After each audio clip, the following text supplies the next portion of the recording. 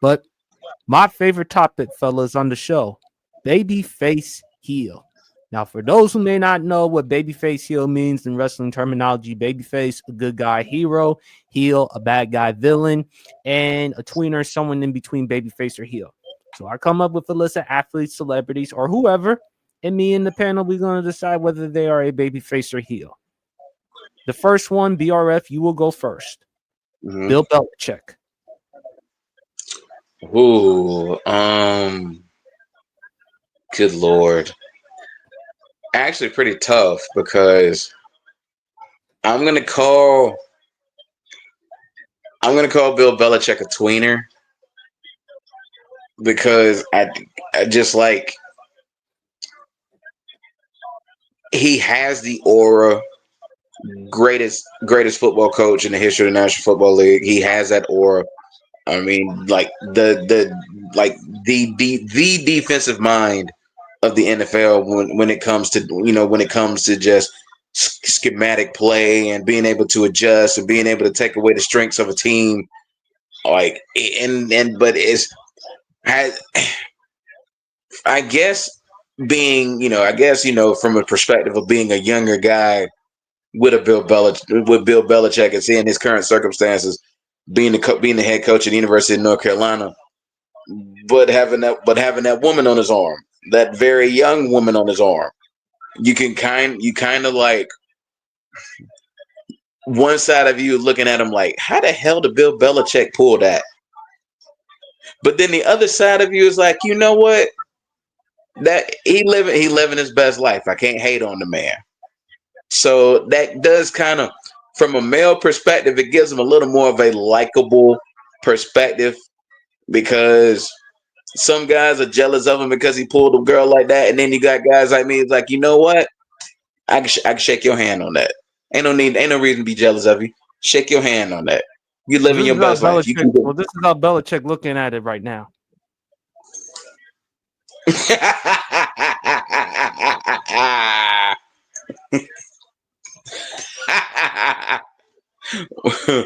I look at it like this though. Bill Belichick as a coach has nothing to prove.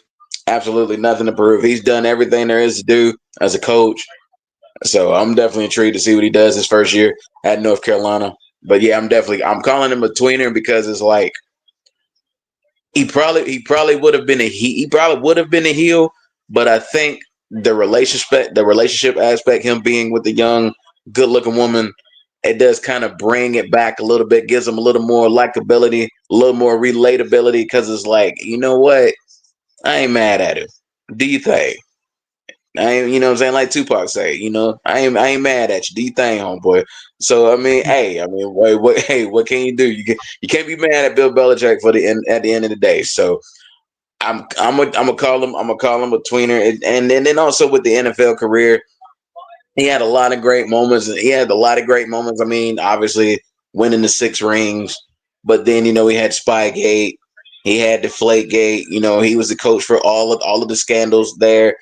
So it definitely kind of created that kind of like that doubt, like was all his winning legit? Did he cheat on some of this? And then like like with Spygate, and then that coming out, and but then like that entire 2007 season basically being the revenge tour and going 18-1, with your one loss being in that Super Bowl against the New York Giants. But we still call that team one of the greatest teams in NFL history just because of how they operated, whether it was Tom Brady throwing 50 touchdowns, winning MVP, whether it was Randy Moss having one of the greatest single season receiving years in the history of the league, to that defense still being top notch. I mean, the New England Patriots in 06, '07 clicked on all cylinders. So I mean, just there's a lot of highlights in his career as a coach, and then the low lights. So it definitely kind of in a way it does kind of add to him possibly being a heel, because like guys like Bill Belichick, you don't want to root for, because this it's the they're the evil empire. What I'm saying. Like Bill Belichick is kind of like he's like the Not to Darth mention Vader of the league. He's the Boston. Darth Vader. Yeah, like he's the evil empire. You want to You know what I'm saying? You want them the ones you want to take down. Those are the ones that you ultimately want to see lose. But I'm like I said, I'm gonna call him a tweener because, like I said, as he's gotten older, as you look at the career, you appreciate the greatness of the man, and then like I said, his current situation. So I'm gonna call Bill Belichick a tweener. Talk to me, big fella. He's a baby face. Wow. Baby face. Look, Bill Belichick doesn't have the personality in order to be a heel. He doesn't. He's bland as hell. He's bland as potato salad with raisins in it. So he's bland. I mean, the thing was, people hate you because you're winning. That's the only reason why people hated Bill Belichick was because he was winning. Now, granted, the relationship that he may have had with his superstar quarterback, that being TB12, played a little bit of a role in it. But whenever you have two mega stars like that, the mega star coach and the mega star player, there's always going to be a little bit of dissension. Because, like I stated earlier, who discovered who? I discovered you, and I put you before when I had a superstar quarterback. I had Drew Bledsoe before you came. I made sure he got paid that $100 million contract. Had Drew not got hurt, are we talking about Bill Belichick and Drew Bledsoe dynasty? Who knows? But I discovered Tom. I brought him in. Guess what? He didn't have to be. It wasn't a requirement that he beat Tom Brady until his third, maybe fourth year. So there's always going to be a little that, it's kind of like, did Paul McCartney make John Lennon, or did John Lennon make Paul McCartney? It's always that when you have a duo. I say they did. I think it's a combination of both. And you got to think about this. Even before he went to New England and made that dynasty, he was the architecture of one of the best game plans in history. Remember the 1990 Super Bowl? Holding the K-Gun offense to only 17 points.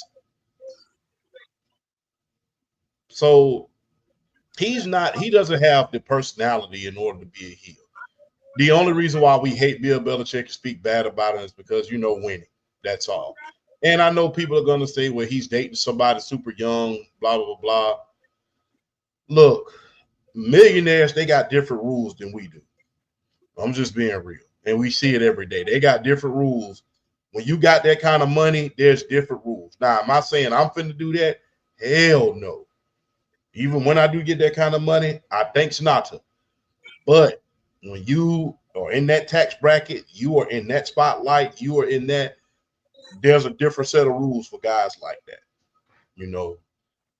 But I don't knock the hustle. If you are, dating a younger woman, that's your prerogative at this point. I mean, everybody's old enough to have the good sense that God gave him. It's not like, he's going another route that another guy went, I would say, and I keep his name out of it. It's not like he went that route. Everything is cool, everything is cordial, everything's consensual. They seem like they happy. Ain't no tumultuous, ain't no stories out in the media about it. Babyface, man, he's winning. And I can't wait to see what he's going to do with this North Carolina program, if he's going to be able to get him to the college football playoff and put him on the map. Like I said, the only reason why we criticize Bill Belichick is because of winning. We wanted to see the evil empire fall, and we finally got our wish. And the minute they failed, we found somebody else to hate, and that was Andy Reid and Patrick Mahomes. So it just goes to show you, greatness is hated once you are no longer lovable anymore. Remember, when he first started winning Super Bowls, it was the lovable Patriots. Let's keep it all the way above. When they first started winning in New England, it was the lovable Patriots. Underdog story with Tom Brady, overtaking Drew Bledsoe as the starting quarterback. Great defense. Not Corey to mention, Dillon. Yeah, well, Corey Dillon didn't come until later. The last one. But still a big pickup, though. Big pickup. But the thing is, the New England Patriots And then you have to add in the 9/11 factor. How great was it to be an American during that time and a team, red, white, and blue, the Patriots were winning Super Bowls? Made you feel real good. During that time, they were the lovable Patriots. A couple years later, we hated them. We can't speak. Once you get a little bit too great, you're hated. When you first start now that you winning, you're all lovable. Everybody loves you. But when you get to a certain level, all that hate picks up. Everybody can't stand you. Everybody saying you're getting they get all the calls. They get all the superstar calls. When really in reality, they're just better than you are. And the thing, go ahead, Chip. It goes to show you that it's hate. It's hate when you're winning. Because the minute that dynasty fell, we found another dynasty to hate for no reason. We found the Kansas City Chiefs when they started winning. And with them, it was the same story. Everybody wanted Andy Reid to finally get his just due. Everybody wanted Andy Reid to finally win himself a Super Bowl at first. Then you become a little bit too great for everybody's liking. Oh, now the hate comes along. So the thing is, we hated Bill Belichick because they were winning. And like I said, if you need any more evidence, look at what happened. When that dynasty fell, we found another one to hate. And they had an even better story than the New England Patriots did. Because much like the Patriots, the Kansas City Chiefs had not won in a while. They had not won since 1969. They had not won since that last AFL versus NFL Super Bowl between the Kansas City Chiefs and the Minnesota Vikings. So we were waiting years for a flagship franchise who the Lamar Hunt Trophy, the AFC Championship Trophy, is named after, in order to reach the Super Bowl. They finally reached it with none other than Andy Reid, one of the greatest coaches of all time, who couldn't get over the hump. He's lovable. We're proud. By the time that third Super Bowl hit, and we're talking about a three-peat, they became the most hated team in America. Not just because they were winning, but because of Taylor Swift factor as well. But when that dynasty fell, we found another one to hate. That's how come I say he's a babyface. But yeah, you call Patrick Mahomes a heel. I call Patrick Mahomes a heel? Yes, you did. Because I remember we did babyface heel. I said Patrick Mahomes is a babyface because the criticism that he gets, yes, Chiefs do get preferential treatment, the Taylor Swift factor, the refs, but at the same time, it's not because of really Patrick Mahomes, other than the fact that his voice sounds like Kermit the Frog. Yeah. It's because of his wife, his brother with them TikTok dances, particularly one in which he disrespected the late great Sean Taylor. Yeah. And on top of that, his father with his legal issues. Yeah, but at the same time, I say that a lot of the hate was not his fault. No, it wasn't his fault, but that's what happens when you win. When you're winning, you only hate it when you're winning. And the thing is, Bill Belichick does not have the personality in order for us to hate you. How can you hate bland potato salad when you're not eating it? But unfortunately, unlike the Chiefs, unlike the Patriots dynasty, the Chiefs dynasty, you don't have Spygate, Deflategate affiliated with them. That plays a factor, unfortunately. You got Roughgate. But unfortunately, that plays a factor.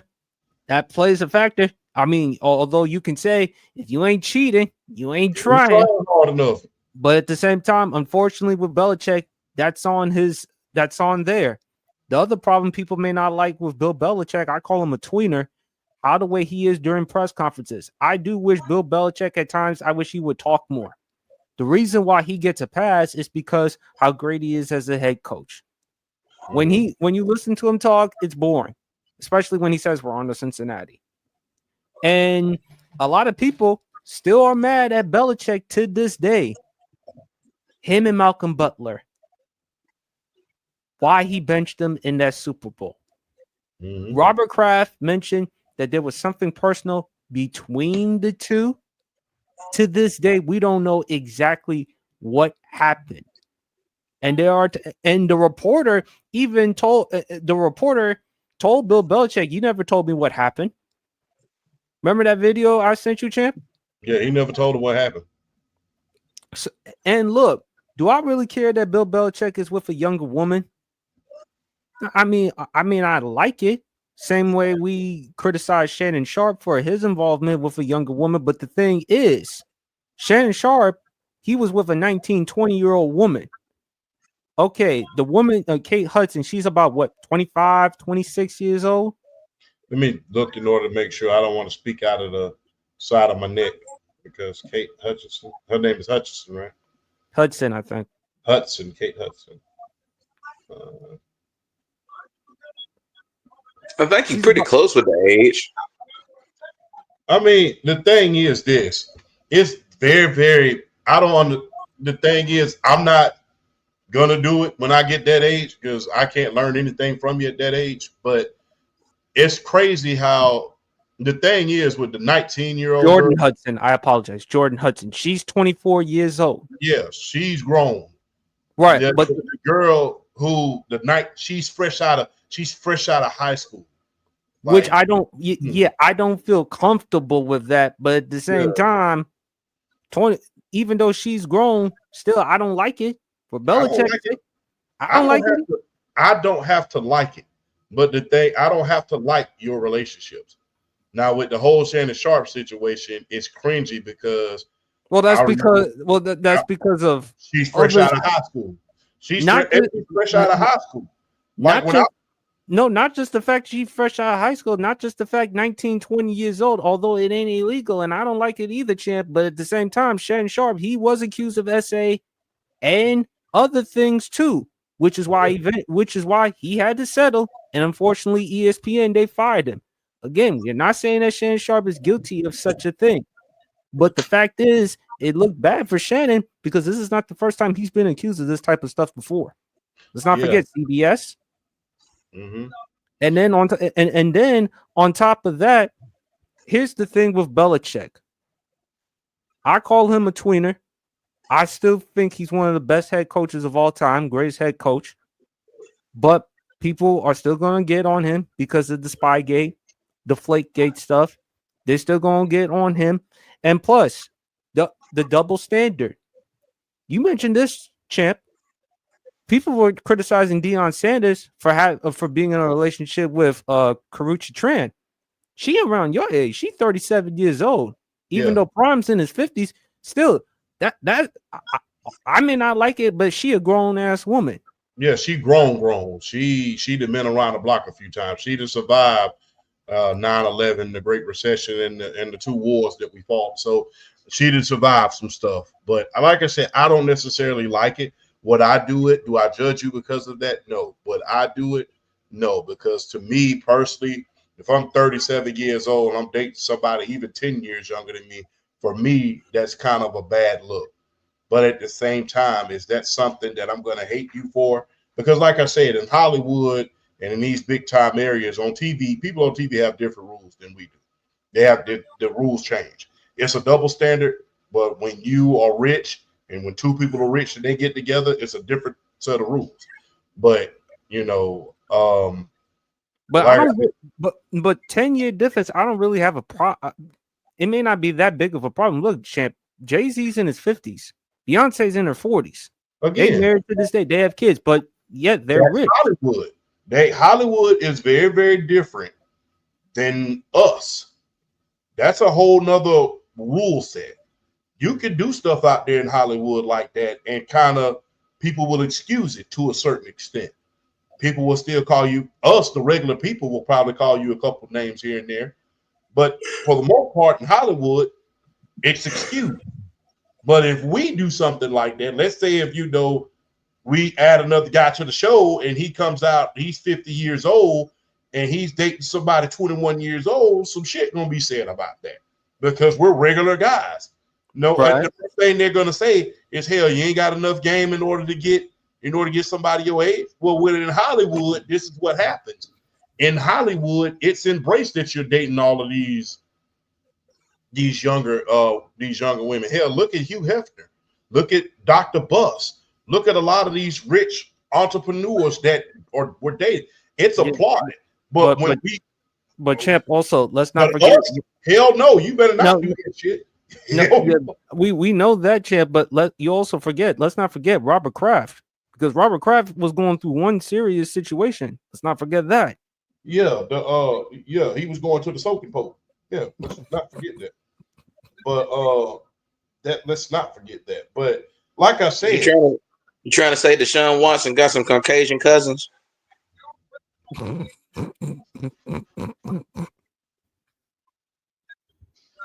Lord, I digress. But Lord have mercy. That's another story. Justin Tucker, I'm looking at you too. Good God. But he ain't lying. Let's just. But again, that's Hollywood, and we understand if we do. And we understand if we do that, if people like ourselves, I understand shit. Yeah. We know.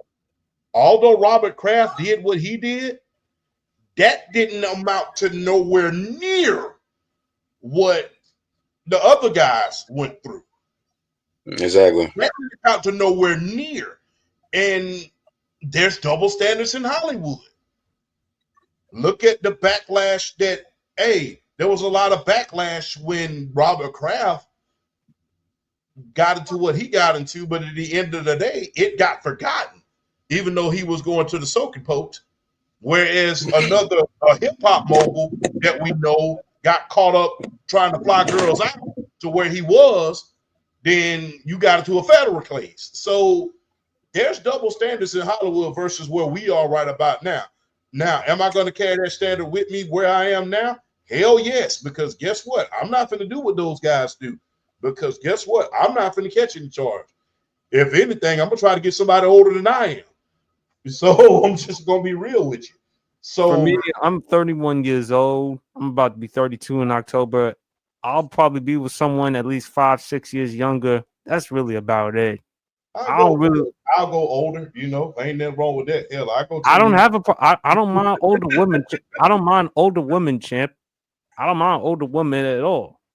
But I mean, 5-6 years. If I'm 35 years old, 30 or at least 30, 40, 35, 45, 40, 50, 45.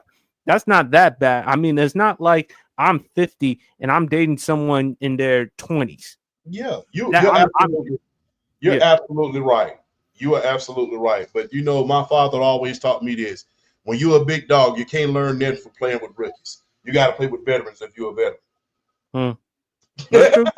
I'm just being real.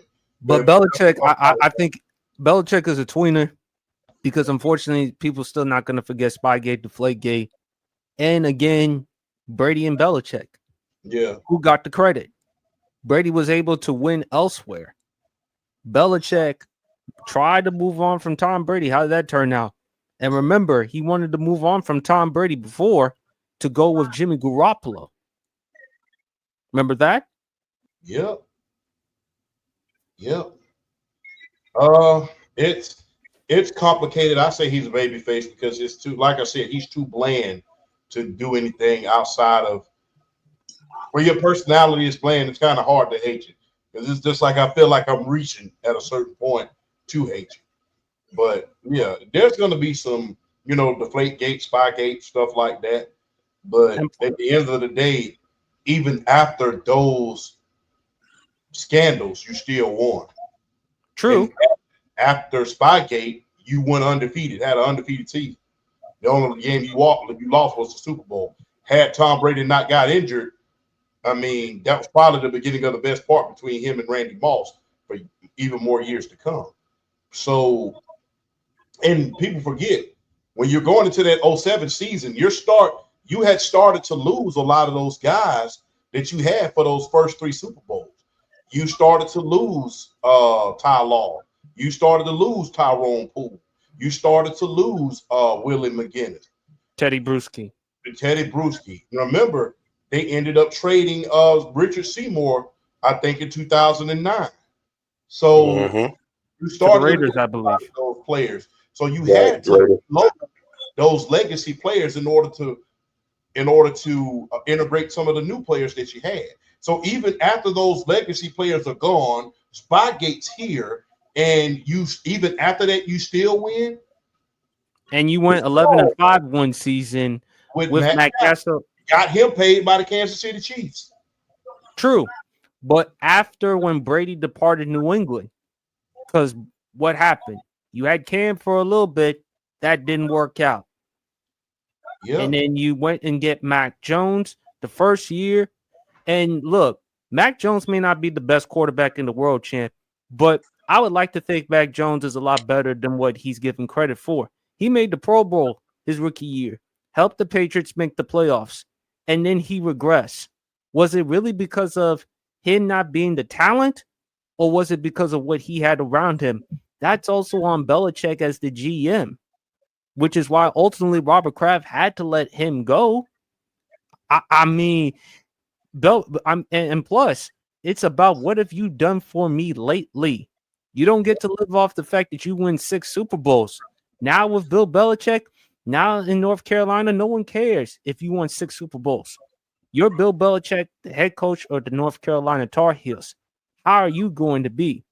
There's still going to be an aura around him, but at the same time, to me, he's got something to prove because this is not the NFL anymore. You're now in a different atmosphere in college. You're going to have to do your part as far as recruiting players and cultivating relationships with the younger guys. Remember that philosophy he had, DYJ, do your job, right? mm-hmm. You can't talk to all the other players like everybody else. So Belichick, for him, he's going to have to learn how to evolve. I think he'll be fine in North Carolina, but at the same time, you got to show something, Bill, because you need to prove people that you could. Was it really you or Brady?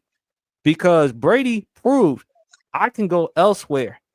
I can go somewhere else, compete as long as you make accommodations for me.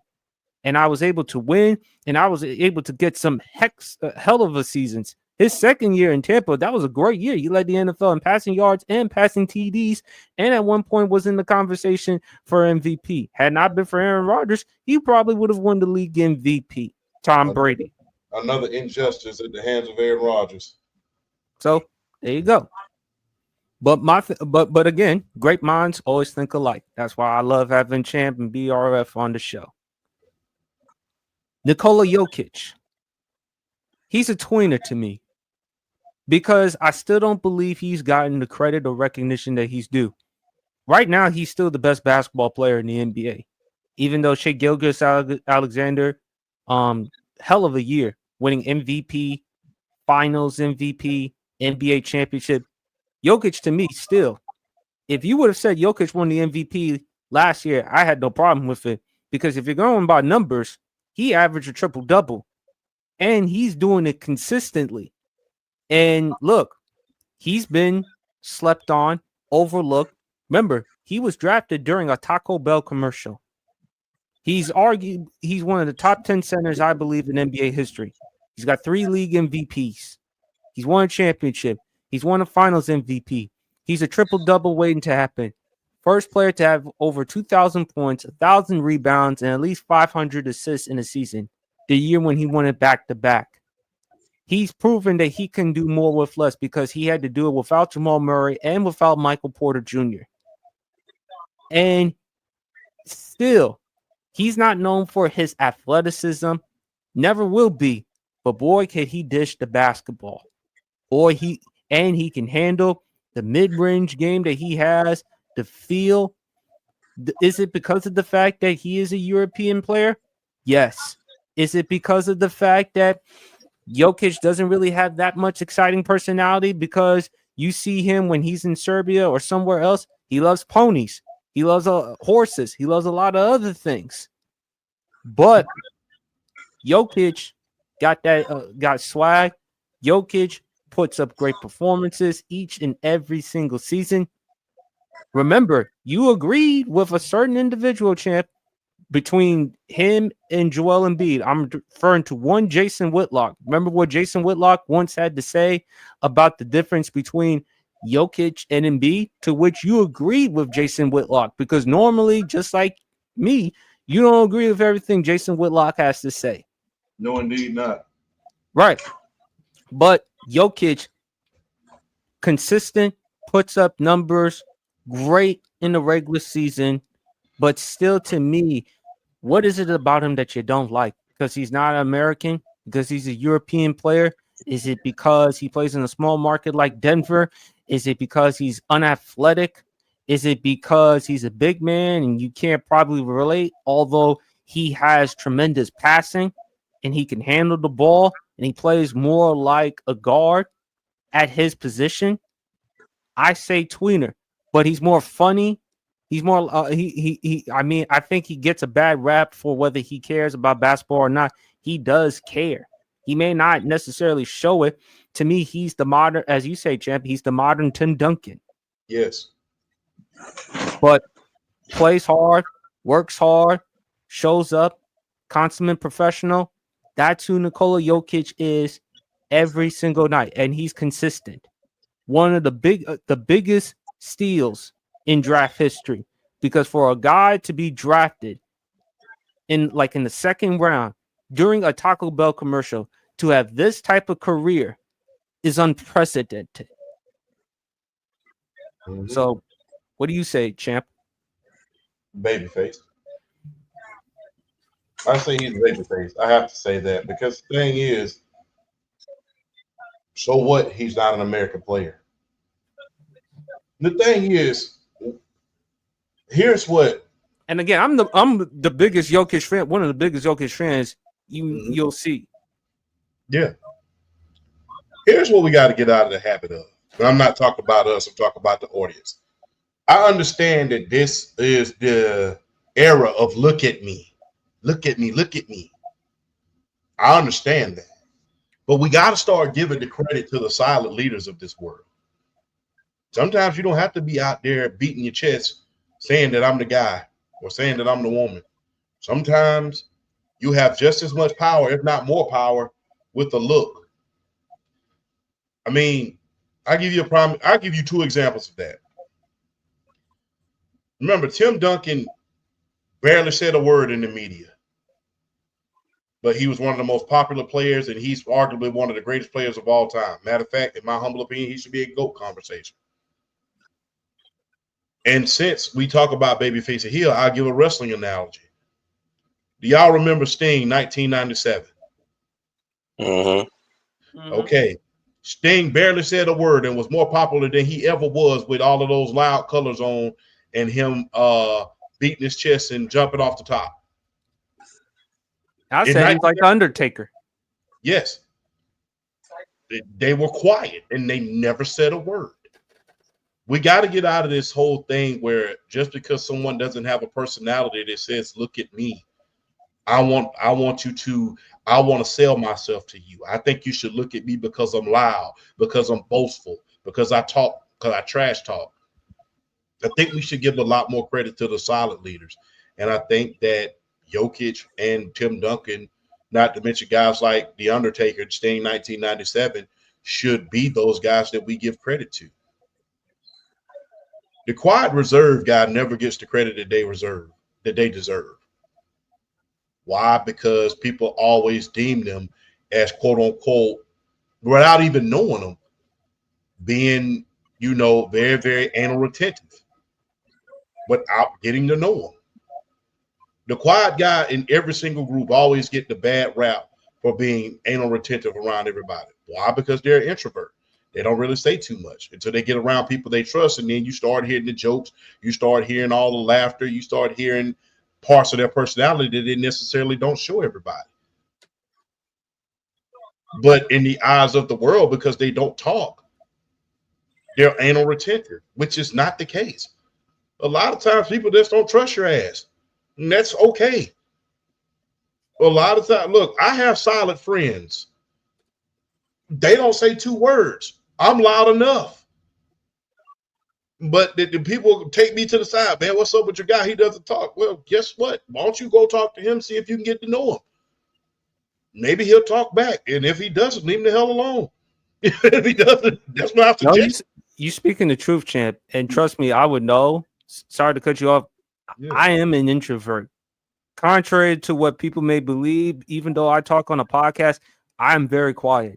If you ask family, friends, they're like, "Why is PSP quiet all the time?" Well, why don't you try to get to know me? I mean, I'm not really that. I'm really a quiet, shy dude. I'm sometimes pretty. I'm private. I like to keep a lot of things to myself. It's not to say I don't like you. It's not to say the hell with you or anything like that. But that's just the type of person that I am. Meanwhile, like, and that's the thing with being an introvert. Again, and people may feel like we're being disrespectful or condescending. No, it's just how we are as introverts. We just have a hard time communicating at first, but later on, as time goes on, we start once we develop chemistry in a relationship, then we can start talking. Yeah. I don't think a lot of our quiet friends, which you are included on that list, one of my quiet brothers, I'll say you and Reed, my guy C Reed, a lot of my quiet friends, y'all don't get enough credit. You got to put up, I'm just going to be real. You got to put up with your loud ass friends like me who are loud, who are boastful, who talk, who have these personalities. You know, I always said that I love Shaq because I'm just like Shaq, you know, in a lot of different ways. You know, I love to talk, love to, you know, joke, tell jokes, you know, get people involved, be the life of the party a little bit, you know, Sometimes introverts love being with extroverts because as an introvert, you don't always like to do all the talking. Therefore, you have the friend or somebody else to do the talking for you. So it yeah, makes you feel comfortable to be to talking to. Because Chad, before podcasts, even though I love podcasts, I was kind of skeptical, concerned at first talking. I'm like, I don't feel comfortable talking at all. But when I talk to people like yourself, BRF, who are definitely more than capable of talking about anything, it's just easier. It just makes it glow and flow. And I just think introverts really get a bad rep because it's not like we don't want to talk. It's not yeah, like we don't care. It's just that we just feel uncomfortable. We're shy. yeah. And a lot of times, look, a lot of times I will spark up a conversation about anything. But I think my guy C Reed tells me one thing. And I asked him one time, I said, why when I'm talking about sports to these guys, you know, just as much as I do about college sports, his team just won, by the way, the Auburn Tigers, they just won. I'm gonna give him hell tomorrow about it. But because I'm a Georgia fan, but I'm gonna give him hell tomorrow. But I always ask him, why don't you talk to these guys about the sports just like I talk? Because before podcast, we used to go to the hat shop and we used to talk to the guys about sports. And he said, I like talking, and he said it perfectly. I like talking when I feel my words are going to be paid most attention to. I don't want to be talking just to be shooting some shit out of my face. I don't want to talk just to talk. I want my words to mean something. And when they mean something, that's when I feel like I can come in and speak about something. And that's the Mm. perfect thing. Shout out to C Reed, by the way. I hope you're watching this. But that's the perfect thing that he said. I want my words to mean something when I say something. I don't want to just be saying something just to speak. And guess what? When you're a man of few words or a woman of few words, you're often deemed as anal retentive or something like that. And I don't think that's fair. I mean, hey, I have family members, like I said, my friends, and to include yourself, PSP, they don't talk a lot. And guess what? You guys are silent leaders. You motivate. The thing is, people don't realize the silent friend is motivating the loud friend. They motivate them because the thing is, the silent friends are going to keep us in line. We love to goof the hell off. I cannot tell you how many times when I was in school, Reed kept me in line because I was goofing the hell off. Hey, bro, we got to study for this test tomorrow. Why you goofing off? Well, hell, I'm going to pass any damn way. Well, why don't you want to make an A like I know you can? Well, I'm going to pass. The hell with it. But, you know, those guys, much like yourself, get you to where you need to be. Like I said, like Kobe and Shaq.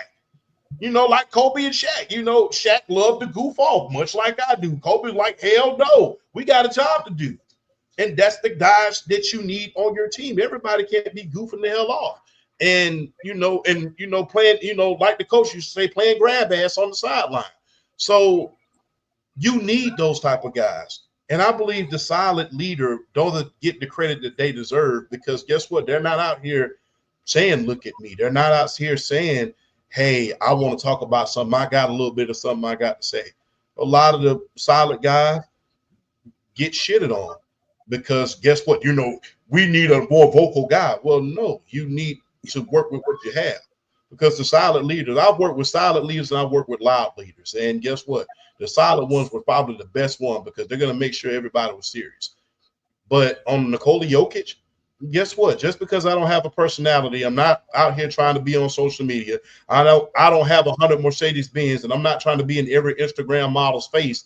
Just because I'm not doing what the American stars are doing does not make me any less. I let my talent speak for myself.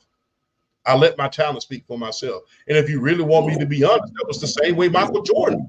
That was the same way Kobe Bryant was. You don't see a lot of smiles, and you don't see a lot of, you don't see a lot of that with those guys, those silent leaders. Michael Jordan was vocal in the locker room. He said what he had to say as far as basketball was concerned, but in most part, he was silent. Kobe said what he had to say on the basketball court. He said what he had to say in certain situations, but on the most part, he was silent.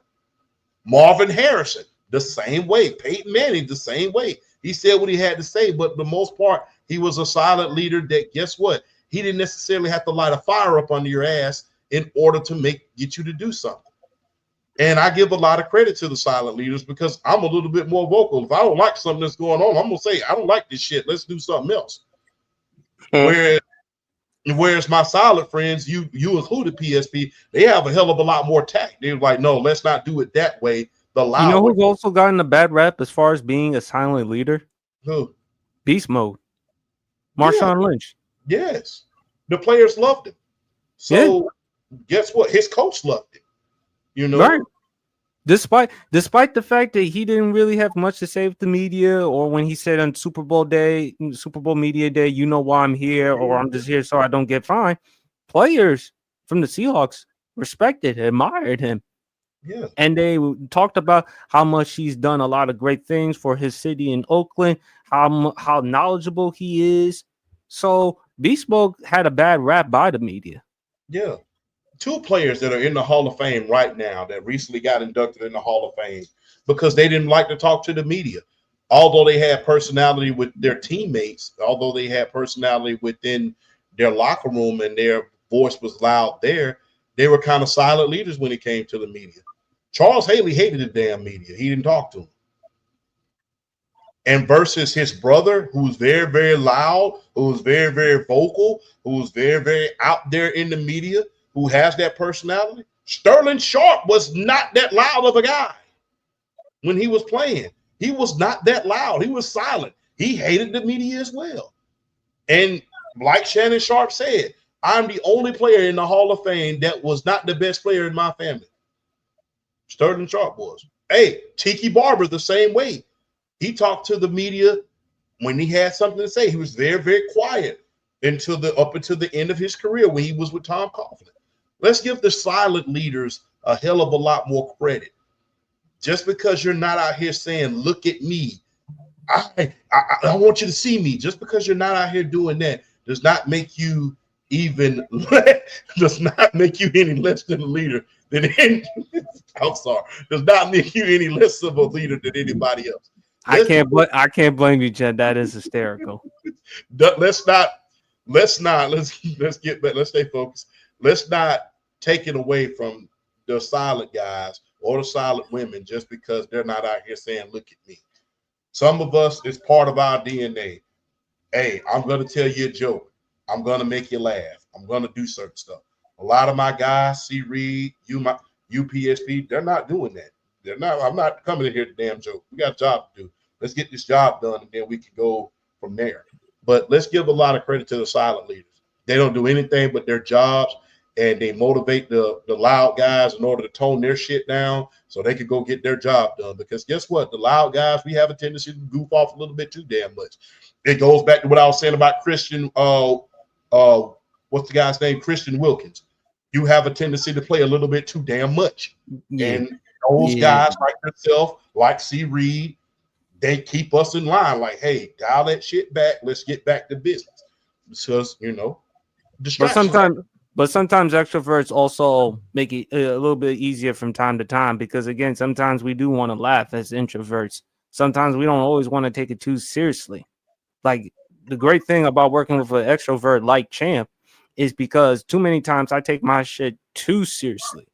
But sometimes with you, Champ, you make it more enjoyable. You make it feel like, you know what? Nah, do something that you love. Yes, it's your passion. Yes, it's your muse. But at the same time, also enjoy, also have fun, also laugh and smile because you don't want to just focus on just the work. You also want to have fun with it. If you don't have fun doing something that you love, then You hey, gotta smell them you gotta smell them roses sometime, Kareem. You gotta smell them roses sometime. But yeah, man, give credit to the quiet leaders, man. I think the quiet guys don't get enough. Shout out to C Reed, shout out to Cento and Joe, all of those guys back home. Shout out to you because y'all don't get enough credit that y'all deserve for being silent leaders, man. Because guess what? Just because y'all don't say "look at me" does not mean that you are any less. Like I said, if Tim Duncan would have been a hell of a lot more louder, or if he would have played in a larger market, then guess what? He would have been held. Although he's deemed as the greatest power forward of all time, that era that he played in would have been deemed the Tim Duncan era had he played in Los Angeles. Had he played in Los Angeles and did the things that he did, beat LeBron twice in the finals, went through Shaq and Kobe in order to get to the finals, was working his way not only through the Sacramento Kings but through the Dallas Mavericks and uh the Minnesota Timberwolves with Kevin Garnett as the MVP, beating the Bad Boy Pistons Part Two. Had he played in LA or played in a larger market, Tim Duncan would have been held more of a higher regard than probably even Shaq and Kobe were, because that's how dominant that he was. But because he was a solid guy, he was not a look at me guy, and he played in a small market like San Antonio. Although he gets the credit that he deserves of being the greatest power forward of all time, he doesn't get the credit that he deserves as being in the GOAT conversation and leading that team to victory. I mean, pretty much from the day one when he stepped foot in that organization. Because remember, the verdict on David Robinson was he couldn't win the big one. He came in and within 2 years got him a ring, and then just as he was walking out of the door, got him another. I believe Tim Duncan would have been viewed in LA like Kareem. Yes. As far as with the leadership, as far as with structure and everything else. But BRF, man, sorry to take so long, man. What do you think about Jokic? Babyface, heel, tweener? I think Jokic is a baby face. I think Jokic is a baby face. I mean, guys like that, not your norm as far as like the typical, first team All NBA. He's not the typical. He's unathletic. He doesn't exactly have the greatest vertical in the world, but what he does is he's a playmaker. I mean, he's in my opinion, he's one of the three best playmakers currently we got in the NBA right now. So I mean, he just does a lot well, and I think there's really nothing you could really hate about Nikola Jokic. Um, like I mean, he doesn't really put himself out there like that. He's not raw. He is who he is who he is, and not to mess with his brothers because he has very very big brothers. Not to mess with his brothers. Not to mess with his brothers. But yeah, there's really nothing about Nikola Jokic that you can really say, oh, I don't like this about him. You don't, there's really, you know, if anything, the voters got a little voter fatigue with him as far as the MVP is concerned. But still, I don't think there's really nothing you can really dislike about Nikola Jokic. I mean, he strikes me as a man of the people. Outside, outside of the NBA, he strikes me as a man of the people. But yeah, but ultimately, he the correct like and like when he does interviews, like press conferences, press interviews and stuff like that.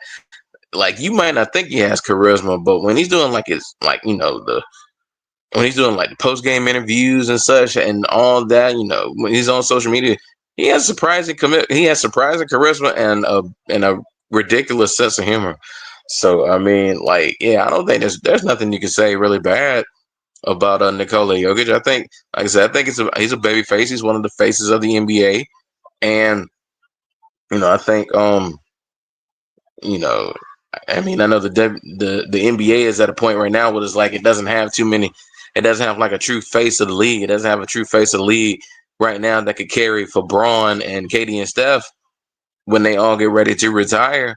But I mean, depending on what Nikola Jokic continues to do, I mean, if he's going to continue to be, arguably, if he's going to continue to be best center in the league, top three player in the league. I mean, if he's gonna keep doing that, but doing it, but presenting himself, for the people. So I think Nikola Jokic is a babyface. I don't think there's really nothing you can say about Nikola Jokic. It's like, yeah, I'm not. Well, I don't know about him. No, I think Nikola Jokic is a babyface. All right, obviously, I'm gonna let you go on this one. Stinkmeaner. I know for a fact you're gonna say heel. You goddamn right. I'm gonna say heel. What do you mean? But I'll say this though. You're gonna say heel because you said 2 weeks ago Uncle Ruckus is a heel. If Uncle Ruckus is a heel, then what is Stinkmeaner? Boy, on the same level. Stinkmeaner is on the same level. Now I think with Stinkmeaner though, it's a completely different dynamic as opposed to Uncle Ruckus. Uncle Ruckus Uncle Ruckus didn't know who he was. You know what I'm saying? Let's just keep it above. Let's just keep it above. Uncle Ruckus didn't know who the hell he was. Now, granted, when you go back to the series and you look at stuff, was Uncle Ruckus impacted through childhood and how he was raised? Absolutely. You thought he was bad. His daddy was worse. So I mean, you look at him. His daddy beat the shit out of him. Hey, I'm telling you, you think Uncle Ruckus is bad. You think about where it came from and where he might have lost his way and lost his identity. I think if a lot of people had a daddy like Uncle Ruckus, you know what? You might think you have reverse. You might think you have reverse vitiligo too. So I mean, I'm just saying, I don't know. But but with Stinkmeaner, it's a completely different dynamic. He's always that hatred. Exactly. But Stinkmeaner though, he's a completely different dynamic because he's just like he is like the personification of like evil and hate. He just comes from like he's like a completely different dynamic because I think Stinkmeaner would wipe you off the face of the earth regardless of whether you were black or white. I don't think it mattered to Stinkmeaner. If he didn't like you, he was gonna take you out regardless. It didn't matter. Plus, he's an army veteran. Yeah, exactly. And that first episode in season 1 when you introduced Granddad's shoes. Yeah, when he stepped on his shoe and then he beat him with the cane. And then as you watch the show, you realize this man just dumb as hell. He got lucky. So I mean, what do you say to that? So like I said, he's like but then he was reintroduced, and it was like a whole completely different dynamic, and it was just like it was honestly for an animated series like that, it was borderline kind of scary, and you got to give it to the Boondocks, and you got to give it to the creators when they brought him back later in the series. They did a really, really good job of painting a picture with him of just being an evil bastard. Remember the exorcism? Remember the exorcism that Ruckus tried to right? Exactly. Exactly. Like my God, yeah. So it's like his heel dynamic is completely different from Ruckus because Ruckus is just a white man and a black man body. Let's just keep it a buck. That's all Uncle Ruckus was. That's what Uncle Ruckus was. Let's just keep it a buck. His heel dynamic is completely different from Stinkmeaner's. Stinkmeaner's heel dynamic is in a way scarier than Ruckus, but he's still a heel because he's still a heel to me because at the end of the day, regardless of whether he scares you or not, at the end of the day, he was still a trifling ass old man. So so he's still so at the end of the day, regardless of whether the heel dynamic was different between the two, they're still heels at the end of the day. So that's my story, and I'm sticking to it. Champ. He's a heel. But look, I don't blame you. When you a damn colonel in the army, you just survived some damn wars. So he reminds you of that. He reminds you of that typical look. Let's just keep it all the way a buck, BRF. We from the South. We all see that typical black veteran that just hate every day about it. Don't walk on his lawn. Don't walk around his yard. You just a hateful bastard, ain't you? Boy, he don't like kids. He don't like women. He don't like nothing. He just stay to himself. Yeah, it's just like that. Well, Man. I don't know about women. Remember he played. Remember what he did to Tom's wife? Yeah, that was. Yeah. Okay. Different conversation. Different conversation. Yeah. Different conversation. Yeah, I get that one. But yeah, he reminds you of everybody used to have that. We used to have Mr. Barrett in our neighborhood. He used to be an old school black colonel. He survived like 5 tours in Vietnam. And everybody knew not to walk over Mr. Barrett's grass. And when you had somebody new coming to the neighborhood, you all say, hey man, stay off Mr. Barrett's grass and his flowers. And you know he gonna know if you step in them damn flowers, because if he see one thing off, he gonna damn near set the whole neighborhood on fire. So yeah, that's what he remind me of. So I mean, it's that old school veteran, you know, survived the Vietnam War. Now he mad as hell at everybody. So it's just like you mad. He just an evil. He's just evil. Same boy.